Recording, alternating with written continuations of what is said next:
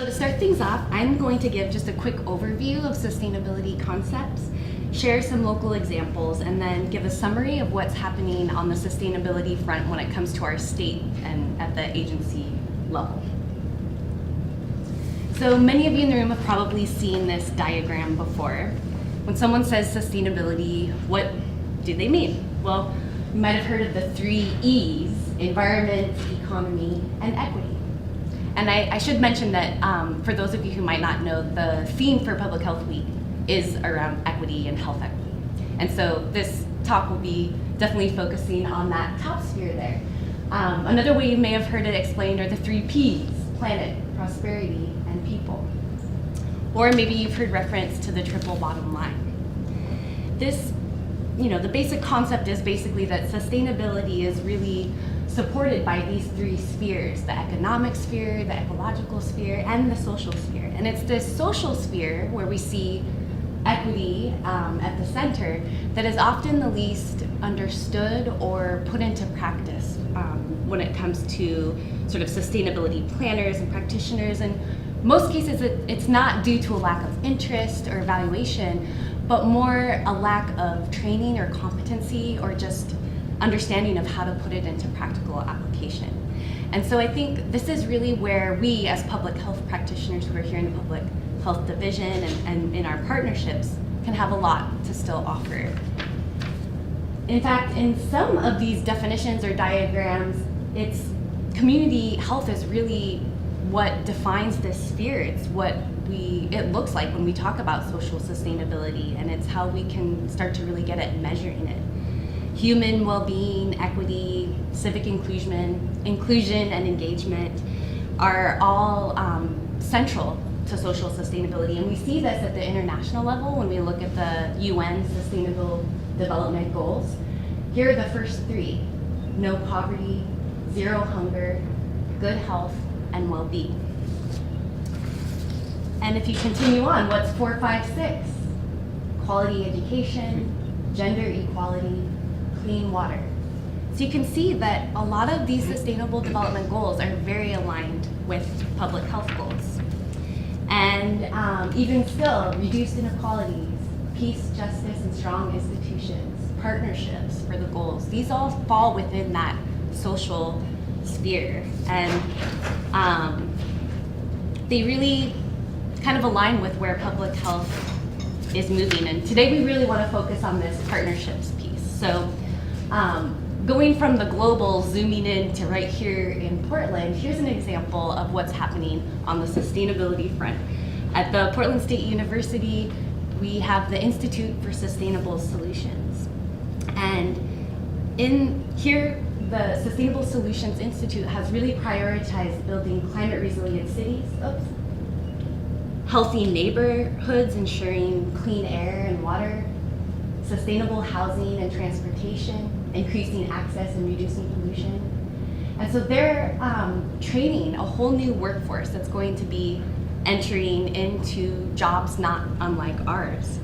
And they're really getting at sort of this direction that we in public health are going when we talk about public health modernization, going upstream to the root causes of health disparities and disease. And so I think this really points to an opportunity for us to think about how we can both see sustainability efforts as intersecting with our existing work, and also how we might be able to support and add a stronger sort of health equity component to partner projects that are already underway.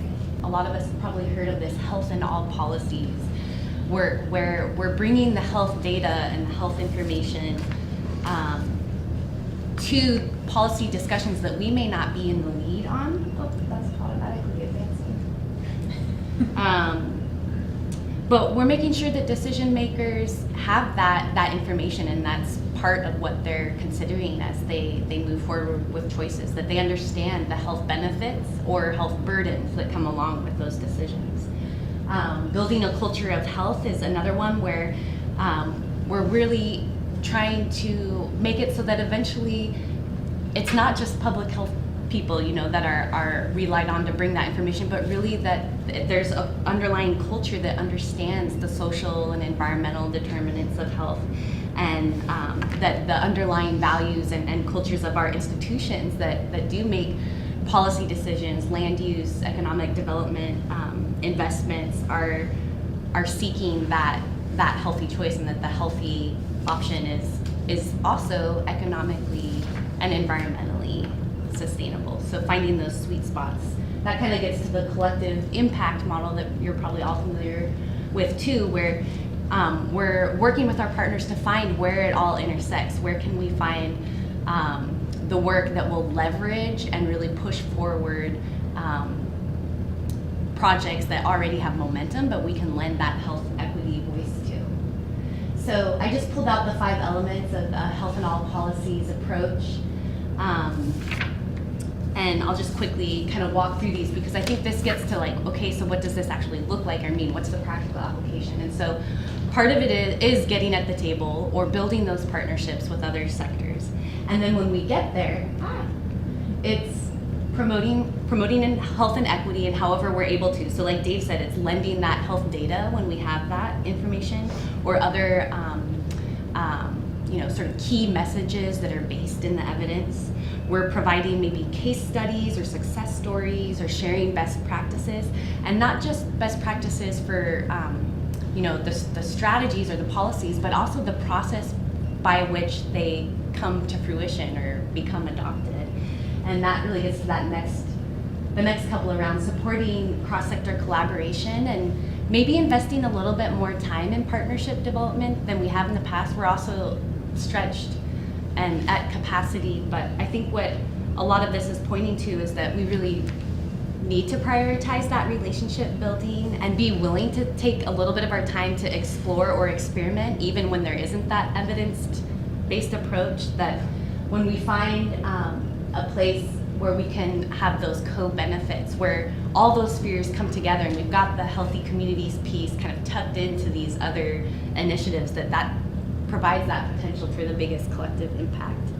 And engaging diverse stakeholders, that's one that I think all planners in all sectors probably strive to do, but that maybe those of us in public health have special expertise or training in, that we can, when we come to a bigger planning process, provide support and assistance in doing that in a meaningful way that really engages diverse voices, and maybe voices that historically haven't been part of those conversations.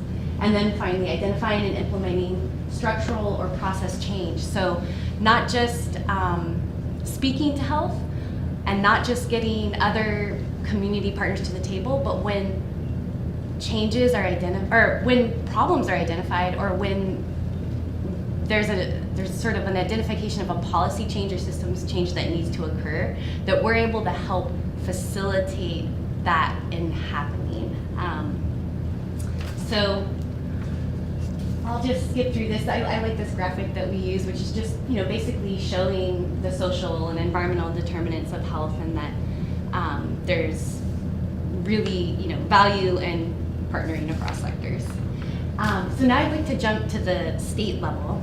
We have 24 state agencies, 40,000 employees. So when we think about an impact that an industry can have, we're really one of those by being a part of the state's workforce. And the government's sustainability efforts can have a significant impact. So we were sharing that we have a PhD sustainability committee here. There's other sustainability teams sitting in other agencies like Elizabeth's. And through that, we can promote the use of active transportation, reduction of waste and energy, like the Energy Challenge this month. And we can also start to work at the, prioritizing more at the policy and planning goals of our own agencies, and start walking the talk and trying to find ways that we can kind of move this work forward internally, as well as thinking about our programs and our service delivery externally.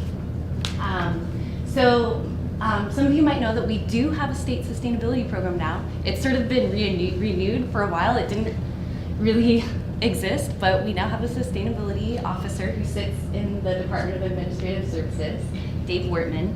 And in the last year, he's been able to support the sustainability program. There's a sustainability board, which is a governor-appointed body of external stakeholders. There's an interagency sustainability network that we've been connected into, and where staff have been able to start connecting and getting a sense of what other agencies are doing. And one of the things that Dave did was he put together a survey that went out to all supervisory managers across the state. And by being kind of plugged into this, we were able to review the survey before it went out, and we were able to suggest a handful of additional questions or answer options that related specifically to equity or that social sustainability piece. And so as an example, this is just one of the finding slides. The bar on the far right you'll see is that promoting equity and diversity, which was one that we added. And it shows that the green and the yellow together show that 90% of state managers surveyed rated their agency as average or above average in promoting equity and diversity, which I think is pretty high. Average across what groups? The world? What's that? Average across what? The country? Business? No, I think among state agencies at the state of Oregon, they rated their agency as average or above average in promoting equity and diversity. So despite that finding, the Oregon Sustainability Board has been really interested in having a deeper conversation about social sustainability and what that means for our agencies. And for example, they requested a presentation from the Office of Equity and Inclusion to learn more about what Oregon state agencies can do to further integrate health equity into their systems and practices and be part of this kind of bigger sustainability strategy. And so OEI's policy team went and presented at the beginning of this year to the Sustainability Board. And a couple of their takeaways were that there was really high interest, but it seemed like all kinds of levels of understanding or trying to figure out what this means to kind of go the next step. And part of what they walked away with is that just even being able to clearly communicate the connections between equity and sustainability was something that they wanted to get better at. And they really liked this, like the baseball game slide. Some of them hadn't seen that before that explains the difference between equality and equity. So I think this was a really great opportunity to just start, engaging with influential leaders about this intersection. And there was more discussion about, well, how can we kind of connect equity metrics in with our sustainability metrics so that we're, making sure that there's like a dashboard that all agencies are making progress on. So, our partners in other sectors are interested in incorporating health equity more meaningfully into their work. And it really feels like the time is ripe for us to be able to provide clear recommendations and assistance in taking that next step, whatever project or program or policy decision that we might have the opportunity to engage on. And so with that, I'd like to introduce our partner from DEQ, Elizabeth Eldel. I've had the opportunity to work with her on some of the climate change work. She's the state's lead on the greenhouse gas emissions inventory, and she's also really active in DEQ's sustainability work, and that's how we've been able to connect on the whole energy challenge project. So thanks again for letting us rope you in to this. Thanks, Emily. So as Emily said, I work at DEQ. I'm in our air technical section. So my background is in greenhouse gases. I'm not an expert on everything DEQ, but when I was thinking about what might be interesting to you guys as public health workers and thinking about sustainability and the parallels along there, and some of the things that I've heard Emily talk about, how it's really important to kind of weave public health into everything that you do and think about it. It's very similar with sustainability efforts. You want to think and make the sustainability or sustainable choice the easy choice. That's how you do your planning. And I think there's a lot of parallels along that. The other thing that kind of came to my mind is, there's no single thing that's gonna, make us sustainable and solve that issue. And it's very similar with public health. It's a lot of little different things. And as Emily mentioned, partnership is a really big part of that. And let's see, I actually don't know how to use. I just started. I think it's the advancing. There you go. Okay. Yeah. Great. So it turns out that DEQ and Oregon Health Authority have actually been partners for a really long time. And we're good at it when we're told, you know, this agency and this agency, go figure this out. Two areas where we've done that is safe drinking water. So Oregon Health Authority does kind of the Safe Drinking Water Act portion of it, but DEQ is in charge of Clean Water Act compliance and that kind of thing. And then more recently, the Cleaner Air Oregon. So that's where we're looking at air toxics from different stationary sources. Right now, DEQ is doing a lot of work to just kind of get the data that we need and work on the rules, and partnering with Oregon Health Authority to try to determine how do we figure out health risk, and also how do we communicate that. Because I will say that DEQ isn't always the best at taking the data and communicating it, and I think you guys have a lot of tools that help us figure out how to do that more effectively. But there are a lot of areas where our work overlaps and it's not that formal connection. We don't have a program, there's no website that says Oregon Health Authority, Public Health, and DEQ. But a lot of the work that we do impacts public health. And I think that goes back to the point that there's just a lot of different pieces that you guys could help us communicate. Yeah, this is for the environment, but it also improves health. And that's an important connection and something that we should always be talking about. So these are just kind of different examples of some of our programs. We work in air quality, we look at transportation, exposure to toxics, our water quality, and some of our climate change work. And I'm sure this is not an exhaustive list. This is kind of what I Googled, and like that I know from talking to people at our office. But there are a lot of things, and we work around the state, so it's a lot of different populations and backgrounds and people that we're interacting with, and not everyone wants to look at the issue in the same way, or understands it the same way, or feels the impacts in the same way. So being able to have partners that help us learn about those communities does help us when we're doing stakeholder engagement or when we're talking about our policies and programs. So when I was sitting and thinking about how do we draw the connection between sustainability and public health and equity, I thought I would get an example that works. I think it's a pretty obvious example, so it's easy to kind of think through as a group to draw the connections. And I think it hits a little bit on how do we value public health when we're thinking at programs that aren't necessarily a public health program. And so the example I came up with is zero emission vehicles. So these are like plug-in type vehicles. They're not the typical internal combustion engine. The benefit to these is there's no tailpipe emissions. And Oregon actually has a couple of initiatives to increase the adoption of zero emission vehicles, mostly because of the greenhouse gas emission reductions we get from it. So statewide, about 37% of greenhouse gas emissions come from the transportation sector, and actually 25% of statewide emissions come from passenger vehicles. So it's our greatest source of greenhouse gas emissions and probably our greatest opportunity to reduce emissions.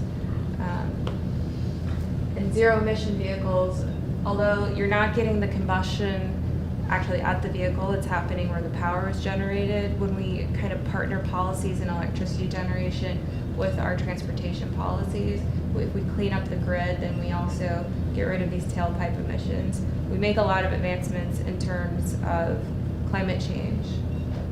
And Oregon so far has done a couple actions to advance the adoption of zero emission vehicles. One of those is joining it's an international ZEV Alliance program where there are goals for the percentage of adoption of electric vehicles over the years.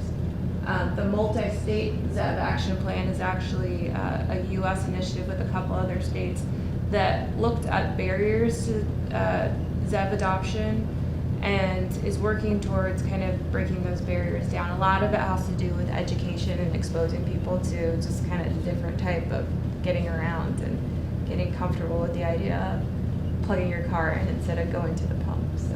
What about the idea of getting the car in the first place? Well, and making a solid decision about why you really need to get in the car.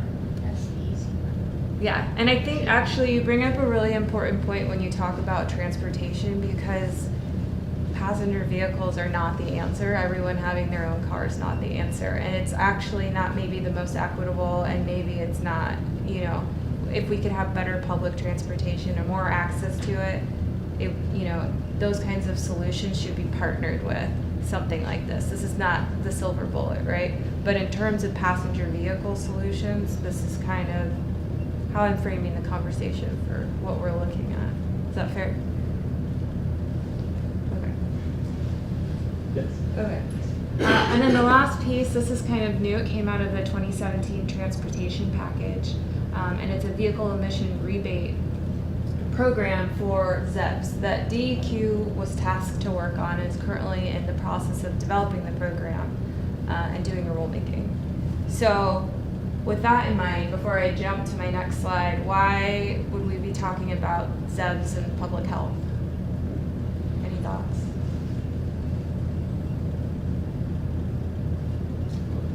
Well, vehicle emissions are not just greenhouse gases for climate change, but they're also not healthy to breathe. Exactly, right?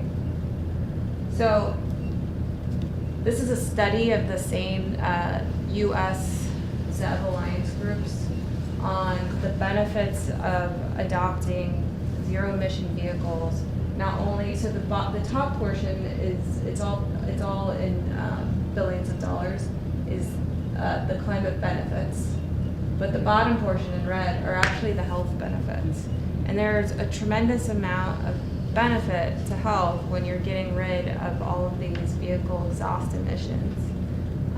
Because when you're, you know, there are things like particulate matter, especially in diesel vehicles, and ozone, that really irritate people's lungs. They can exacerbate heart conditions.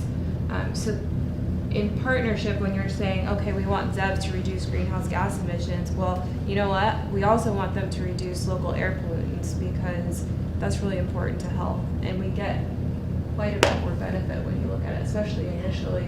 I mean, the health benefits outweigh the climate benefits, right? And that then justifies the program. So this is one way I think that they partner really well. But so now that we've kind of layered the climate benefits and the health benefits, can you guys think of any equity issues that would fit into this kind of story that we're telling here?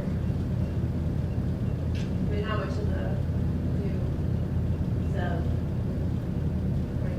Right? How much is it? Oh, the actual rebate? No, the car itself. Yeah. Who can afford these? Yeah, who gets the cars? Where do they go? Where are they going to make this impact, right? If you're driving a ZEB in the middle of nowhere and there's no air quality issues, then you don't get the air quality benefit, right? And that becomes an equity issue. So when you think about transportation and transportation corridors, that's where you get large concentrations of these air pollutants. And there's a lot of evidence that shows that communities of color and low-income communities are co-located with these transportation corridors. So they're disproportionately exposed to these air pollutants. Layered on top of that is those types of, if you have a community that's low income, they probably have older vehicles with less air pollution control. So they're already driving vehicles that maybe don't have the best exhaust fumes, right? So this map, and the reason I use this is a tool that we sometimes use at DEQ. It's from EPA. It's called EJ Screen. It's an environmental justice screening and mapping tool that kind of has pre-populated information on demographics and also different indicators. So this one that we're looking at here is a layered map of transportation corridors and low-income and communities of color kind of called out that are close to those transportation corridors. There's also different layers you can look at in terms of particulate matter, ozone, and other kind of different pollutants, hazardous waste sites, superfunds, all those kinds of things. So it's one way for us to kind of easily, as an initial screening tool, identify some of the communities that maybe would benefit more from having ZEBs in them than some of the other maybe more affluent communities or anything along those lines. So that's just one tool that I thought I would also share while we're having this conversation. So the last piece that I wanted to kind of loop back around and what are we doing about it, or how are we even trying to address this? Well, so yeah, there's barriers to adopting these subs, right? Costs, they can be expensive, and more models are coming online, and the costs are kind of reducing. And what we're also seeing is people are reselling their old vehicles, so there's starting to be that secondary market. So cost is kind of coming down, but it's still a barrier. Infrastructure is also an issue because when you have a car that needs to plug in, you need a place to plug your car in.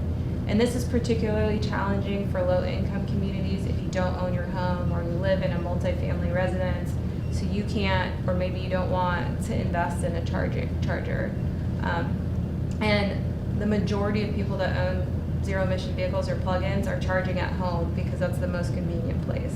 So it's a big challenge. We could put a lot of infrastructure out there, but if it's not in the right place, it's not helping anyone, right? Then there's also the availability of these vehicles, and as I kind of mentioned, there's starting to be more models out there. Over time, we're getting used vehicles that are into the mix, and so they are becoming more available, but it takes time for any new technology to kind of roll out. And then the last piece is education and awareness. It turns out that like most people that want to or that are interested in adopting, other than an early adopter, a zero-emission vehicle, learn about it from peer-to-peer interactions.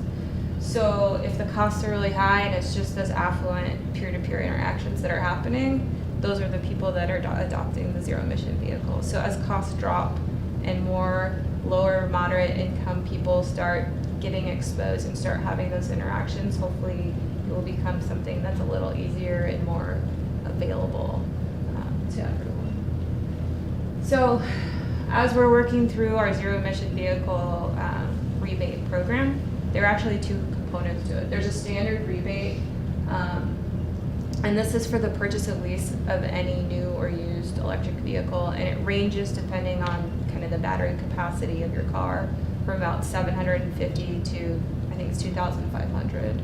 But there's also what's called the charge ahead rebate, and this rebate is kind of speaking a little bit to the equity piece in terms of it's really focused on low to moderate income households or people that reside in areas where they already have poor air quality from transportation. And if you meet that guideline, you actually get both of those benefits. So to max this out, you could get $5,000 on a used vehicle and really bring the cost down.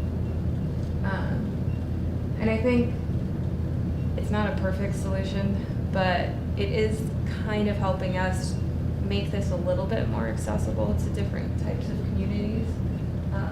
And I think there's a lot more work that we could do, but since I think it's a great way to see how the health and the equity and the climate layer together, and a little bit of like, what do we do about it